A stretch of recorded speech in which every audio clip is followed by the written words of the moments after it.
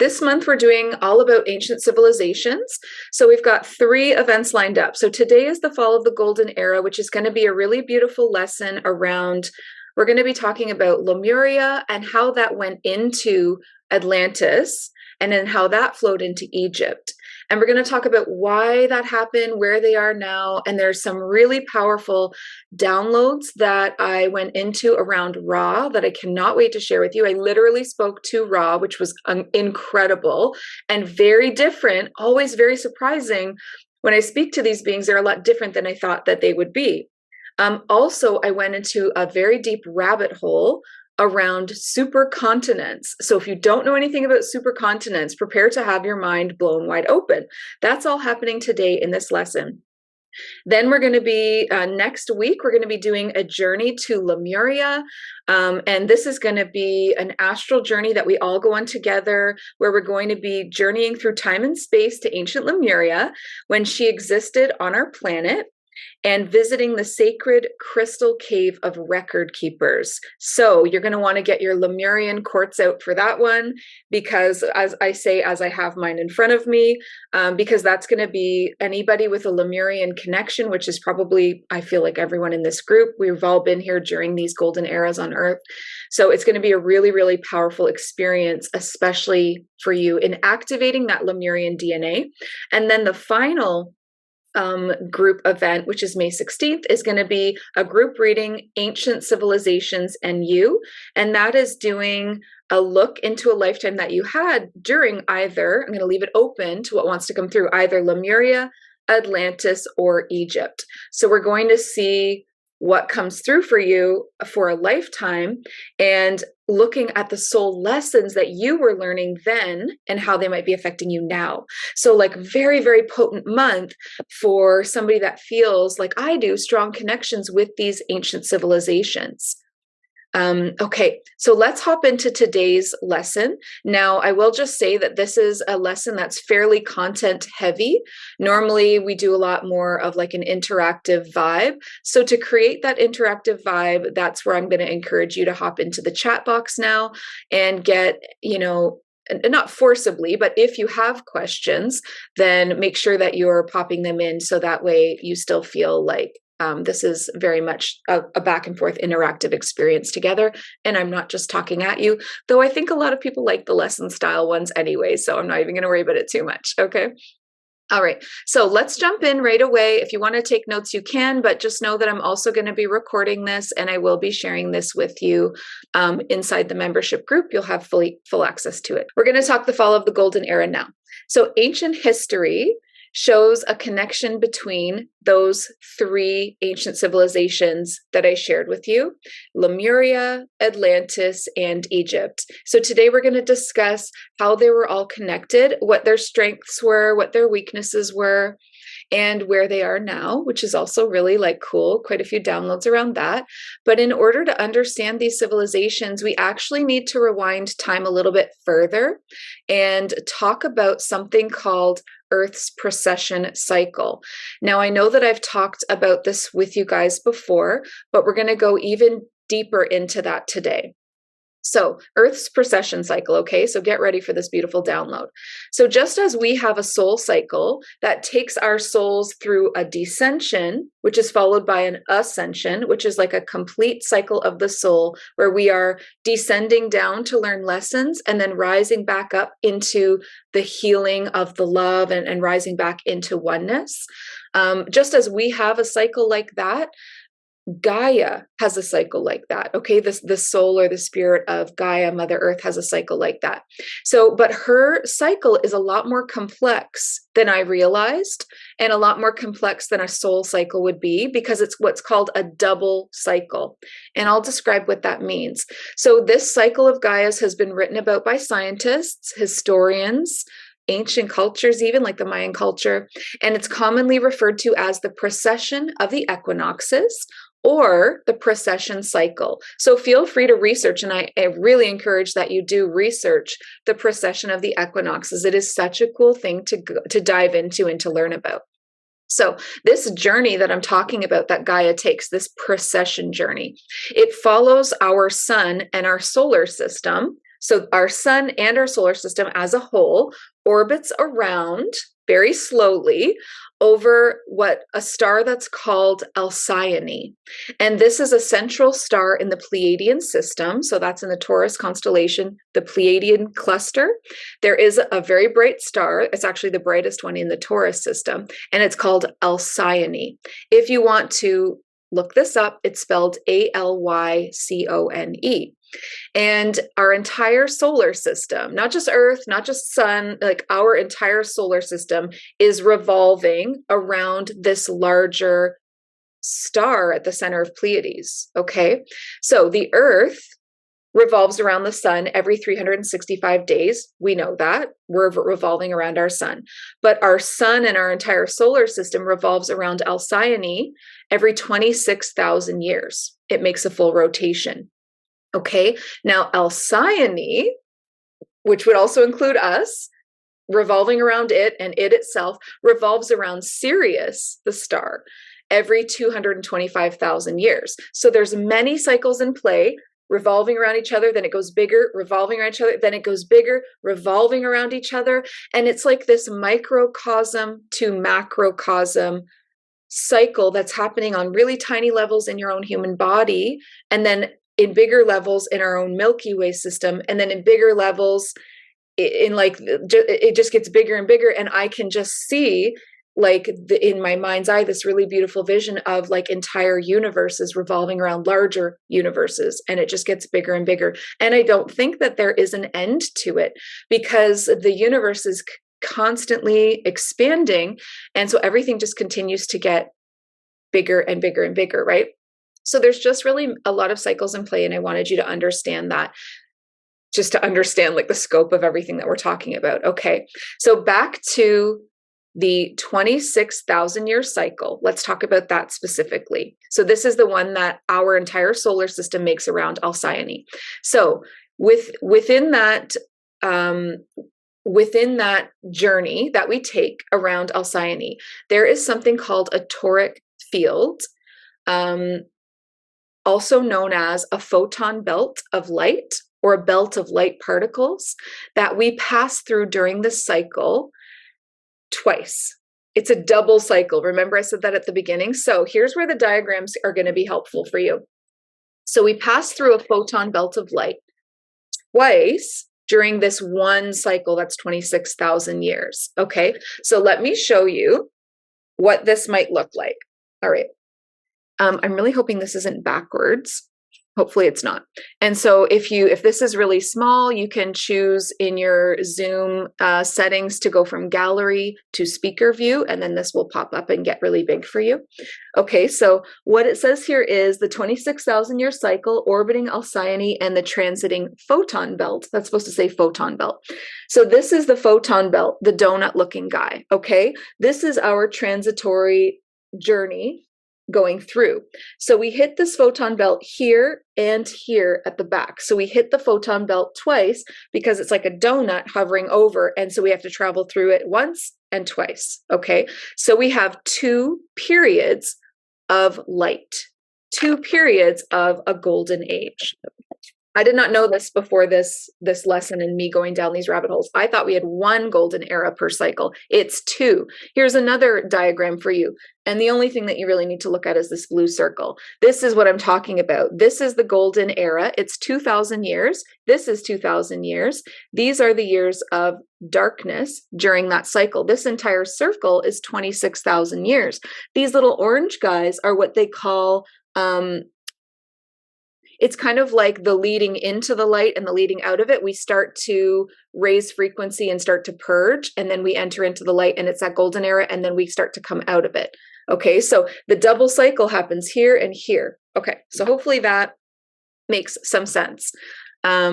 It's not backwards. Okay, great. So you saw that document pretty well. So our solar system began moving into the photon belt at the very beginning, just starting to go into that photon belt of light at the age of 2012, at the end of 2012. So what was happening for you in the year 2012? You know, that's something to consider and think about. I will say personally that I had my very first Kundalini rising in December of 2012. Like, what are the chances of that? It's so crazy that just as we were entering into that belt of light, in that kind of orangey period where we're just going into it and things are just picking up and frequency is just starting to rise, that I personally had one of the most biggest awakening experiences of my life through this ascension or Kundalini rising. That moment changed my life forever and set me off on a different path. That's when I left my professional singing career and started diving into spirituality. It changed my whole life. So we have a question in the chat from Laura. Why is the golden era such a short part of the cycle? The photon belt is like this donut of light, and when we hit it, it's just these smaller sections. Why is it made that way? I'm not really sure. But the golden era itself is so powerful and so potent. It's almost like we need a lot of time almost to lead up to that in a way, but we get 2 of them per cycle. So, why did God or whatever you believe in set it up that way, or the architect of the universe? It's a really good question, but it's something that continues to happen, and they've been able to see these golden eras and proof of these ancient civilizations that have so much progress that we're not even there at all. Like when we look at the progress of times like Lemuria, Atlantis, even ancient Egypt, they understood and did things with medical health, things that we still don't have today. And it's like, how could we go backwards? And people always say that doesn't make any sense. How do we go backwards? The cycle is how we go backwards, and then we come back into it. Someone else is asking how long the orange zone lasts. That is just someone's illustration that they created just to say that there is a period of time. It's the beginning and the ending as we're coming into the belt and leaving the belt, that it's super, super gradual. So it's not so much a cut and dry amount of time as it is this super gradual feeling. It would be like you walking under a waterfall and saying, how much time does it take for me to get under the waterfall? It's just a slow progression in, and I don't have like a amount of years that I can give you on that. It's just something that is just super gradual, right? And it's the rate of Earth's trajectory, which I don't have the answer to, but that might be something that you can research. Okay, so at the end of 2012 is when we began moving into that photon belt of light. Or also known as a toric field, again, if you're using any of these terms for research. At the completion of the Mayan calendar is when we entered in. So when the Mayan calendar ended, that's when it was like something ending. And everybody was like, ooh, is 2012 the end of the world? Well, it was the end of the age of darkness. And then we started moving into an age of light. The further we move into that photon belt, the more intense the light gets. And the 2,000-year period that we spend in that light is known as an age of light or a golden era, and it dramatically changes the life on Earth and the civilization. The current era you might have heard to also referred to as the age of Aquarius. It's the same thing. So this time around, a lot of people are calling this the age of Aquarius because it lines up with that. But you could also just call it like an age of light or a golden era. Okay, so during the beginning phases of the shift that we make into the photon belt, so as we're first entering into it, i.e., like 2012 to now, we're really kind of just getting into it. There is what's called a purge effect that takes place. It's a purging of darkness or like lower dense energies. We can see the evidence of this purge happening all around us. On an individual scale, we are purging. And then also on a global scale, we are purging. And oh my God, there's so much evidence of corruption, especially since 2020, which I feel like really marked us moving more deeply into that photon belt. We're seeing it every year now. This purge is getting, like when it happens, it creates upheaval, a lot of upheaval in the world. Huge events happen. Anything that's being hidden, like secrets, corruption, all of those things have to come to light, but also emotions that have been hidden. Like there's been like great, like we saw in 2020, a lot of like the BLM movement where there was a lot of anger and rage that was being held back, and it all burst forward because there's nowhere to hold it anymore as it kind of rises into the light. So it can be beautiful emotions or it can be darker emotions. It's just all being purged, anything that's been hidden underneath the surface of us. Okay. So, all right. So as we're moving through that purge now, we're preparing ourselves for this age of light because we can't take that darker energy with us. And as we move deeper into the belt, our energy begins to vibrate faster, creating physical changes in ourselves personally. Okay, so as we move deeper into this photon belt of light, we're going to notice that we have greater health, longer life, and that the untapped DNA and brain functions start to come online. And people talk about this, they call it crystalline. They call it becoming crystalline or crystalline upgrades. I call it the crystalline divine human blueprint. And it's what we're growing into as we move further into this photon belt of light. So there's also a shift happening in our consciousness as well. We're moving into oneness as we begin to connect on a deeper level to each other, but also to source, creating feelings of enlightenment, higher purpose. It has also been documented that there will be dramatic climate changes during this time, such as pole shifts, ice ages. The introduction or loss of species can also happen. So finding new species, losing species, as this, it's very dramatic, moving into this photon belt of light, everything shifts in some way. So we are currently moving into a golden era or an age of light. So what that means is, if we're looking back at this document, we're not leaving the belt of light, we're coming into the belt of light. So we're on a path of ascension frequency, not descension frequency. Okay. Another question in the chat here says, is there a difference between golden age eras? Absolutely. So every single golden age or golden era is different from the one before it. So this by no means, when I talk about Lemuria, it's by no means a prediction of what's to come for us, or a vision of our future. If you do want a prediction or a vision of our future, go into the membership group resources and check out the astral journey to New Earth that we did to get a glimpse of what the New Earth is that's awaiting us. It was super surprising and very different than what I thought it was going to be. I thought it was going to be like Lemuria, kind of going back to our roots and things getting simplified. And it was not that at all. So I would definitely check that out. And it's in the resources section, I believe, under astral travels. Okay. Awesome. All right. So we are moving into that golden era or age of light. So for you personally, let's talk about why you're here on Earth. For you to incarnate on Earth at this time, it really is like you have this greater mission to help people move into this age of light, to transition into that as gently as possible and to bring through as much information as you can. However, there's also something that you receive. So you're not just giving, you never have an incarnation or a lifetime where you're giving and not receiving something back. So what you're receiving back at this time is that to be on Earth during this frequency of the purge, it's very intense.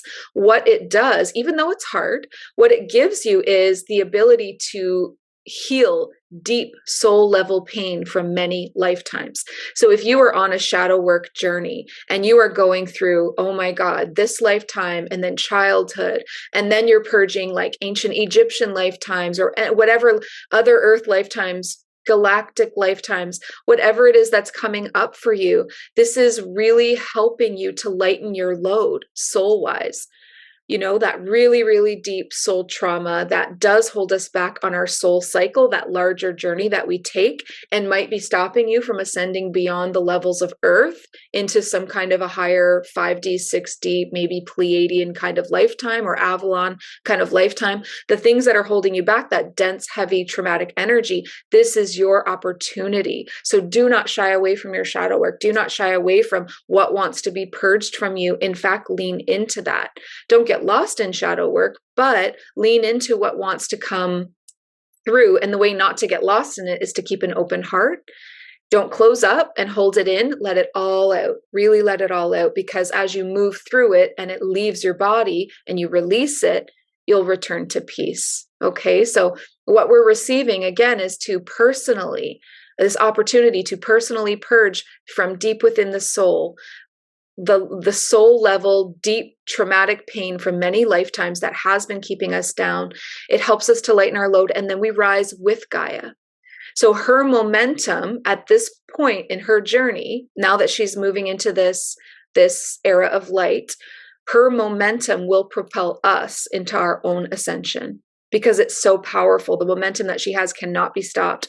No one can hold this back from happening. No dark forces, no whatever you've heard of out there, like reptilians, this or that. Nothing can stop this cycle. And this age of light is upon us now. We are in the beginning stages of that. Nothing will hold it back, and nothing can stop you either from rising into that crystalline version of yourself. You are here on earth to experience this, and it's going forward full blast. It can't be stopped. Okay. The other question is, are there more golden eras before Lemuria? We will be talking about that. That's going to be coming up, Laura. Okay. So there's more than one cycle. That's important to understand. Now that we've talked about this precession cycle, this photon belt of light that we travel into twice, each time is 2,000 years. Okay. Now that we've talked about that and we understand it a little bit, and we see that that's when we move into these golden eras, there's one more cycle that I want you to understand before you can truly understand Lemuria. And this is a cycle of supercontinents. Okay. So get ready for a rabbit hole of information. This is so friggin' cool. And I'm so happy that I was able to really tap into this and just bring this through for you guys. And plus I did a lot of research to add more into it. Keisha is saying, but we won't be here in this lifetime when it finally happens, right? It's already happening, Keisha. We're already in the belt of light. We entered in at the end of 2012. We are purging. The deeper we move into that photon belt of light, the more changes you'll see in the earth, and the less purge, the purge will slow down, and it will be, we are now in the golden era. And there's 2,000 years of this experience total. So yeah, you're here now. You're definitely here for it. But you can also reincarnate again, right? If you're here to help the civilization enter into the belt of light, you get bumped to the front of the line because everybody wants to come to Earth during a golden era. I will tell you right now, everybody and their mother wants to come here. And we see a lot of intergalactic visitations too that happen. And I'll be talking about that. But you get bumped to the front of the line if you were a soul that helped humanity purge and rise into that by bringing your higher frequency here to contribute to the collective going up. Okay. So, it's going to be really, really powerful lifetime that you're in now. And then if you choose to come back to be here during the real core of that, then like I said, you get bumped to the front, and you can absolutely do that. And it's totally your decision, you guys. You have so much free will around these kinds of things. Nobody is trapped on Earth. Okay.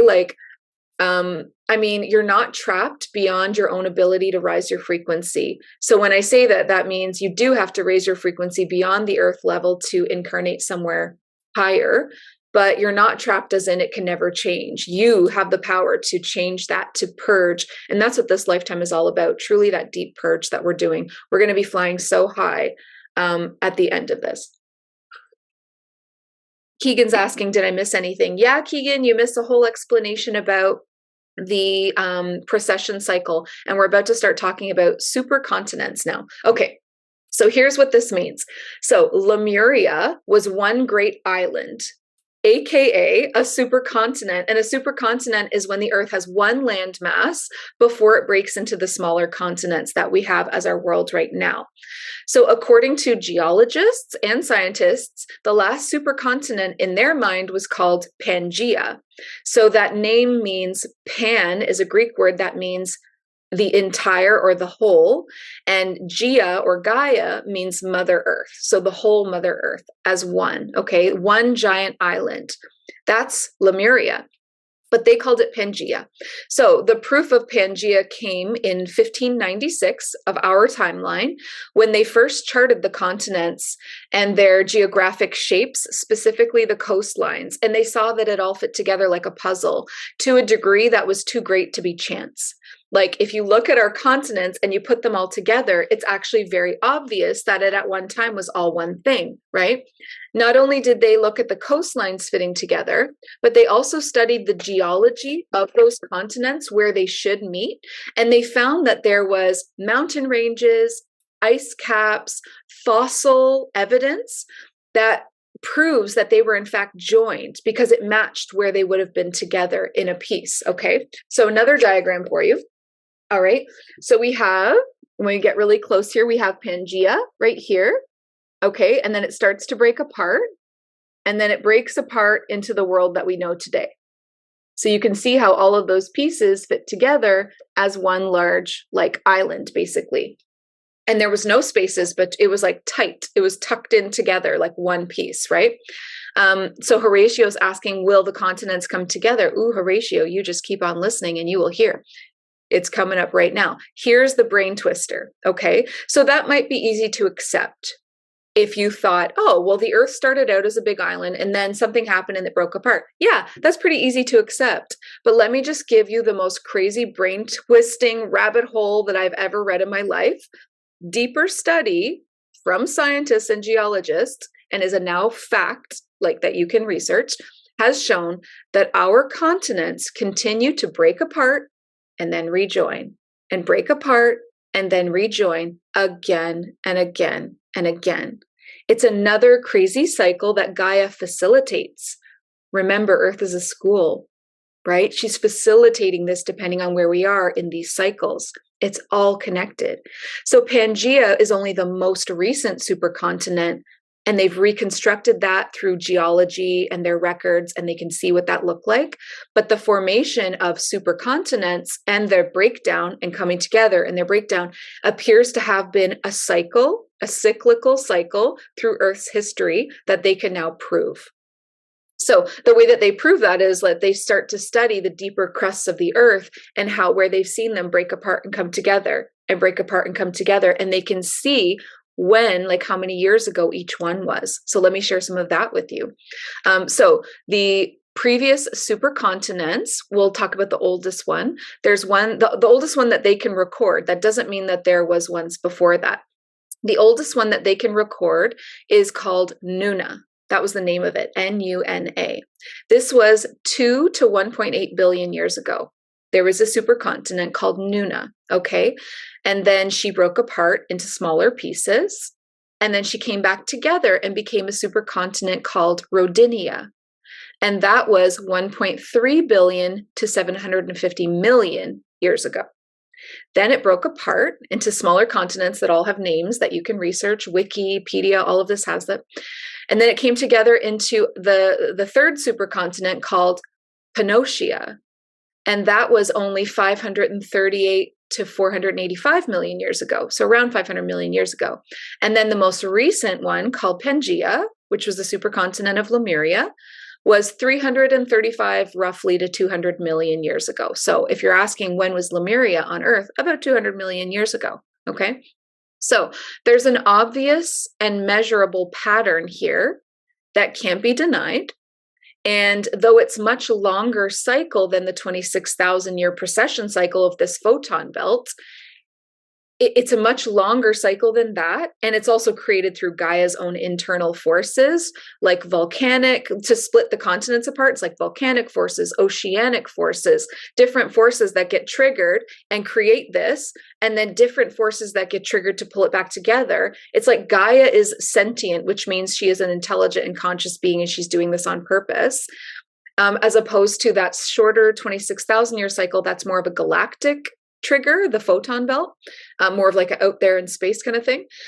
Regardless, these two cycles are connected. Okay, so a golden era, which symbolizes oneness, then becomes literal with a supercontinent, right? So a supercontinent is a time of great oneness, this beautiful, large island on Earth.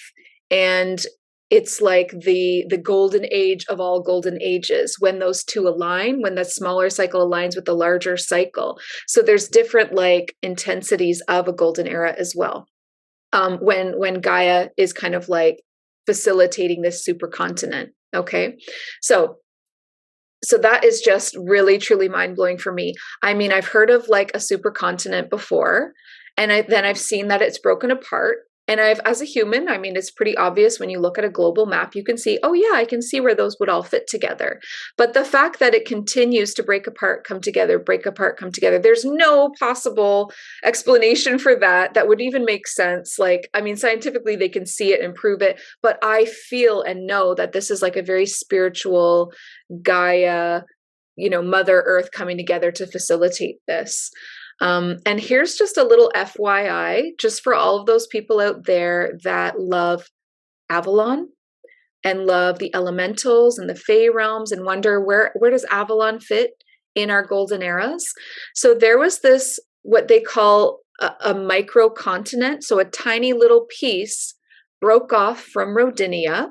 And Rodinia was the second supercontinent, which was about 1 billion years ago. So a drifting microcontinent was known as Avalonia. And it was drifting around 1 billion years ago. And it had beautiful life on it. And this is where the fairy tales of Avalon come from. And it had all kinds of things that it went through. It went through a glacial stage. It went through like a green stage.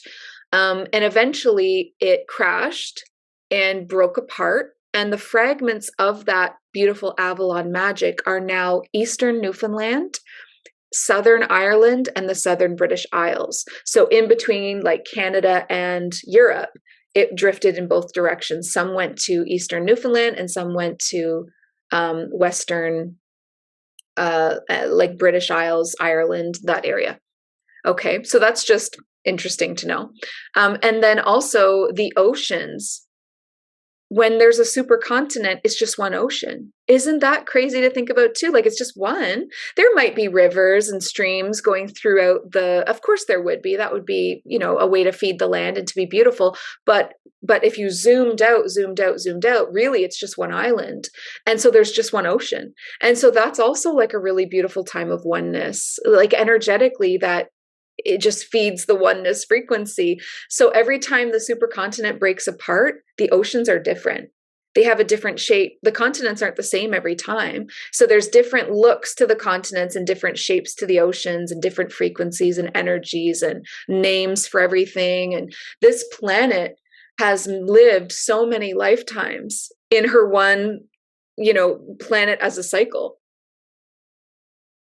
And I would say that about myself too. If we're always looking for like microcosm to macrocosm, like I feel like as Jenny, I've lived so many lives in this one lifetime, and Gaia has lived so many lives in her one lifetime. Like it's just beautiful. So we have Kate asking, I wonder if the rejoining coincides with the pole shifts. That's an awesome question. And that could be a trigger where things start to come together again. But there's also the trigger to separate into smaller continents, and the trigger to bring them back is a signal from Gaia. And then she sends it out from inner Earth, like from the center of the Earth, and she starts to trigger everything that would create that, whether that's volcanic force, oceanic force, pole shifting forces, and all of that.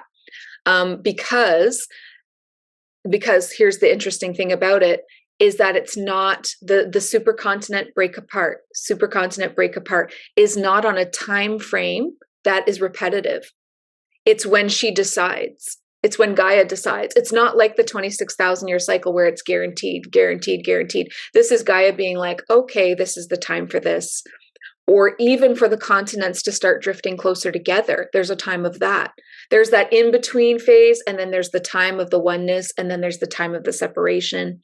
And it's all on her schedule. And that they have measured is different each time. Those supercontinents that I listed for you, the Nuna, Rodinia, Panotia, Pangea, it's not the same amount of time between them. So you can't chart that. It's just like, well, Gaia's just going to decide to do that when she wants to decide to do that. Okay. When she knows we're ready, that's exactly how I feel, Kate, exactly how I feel.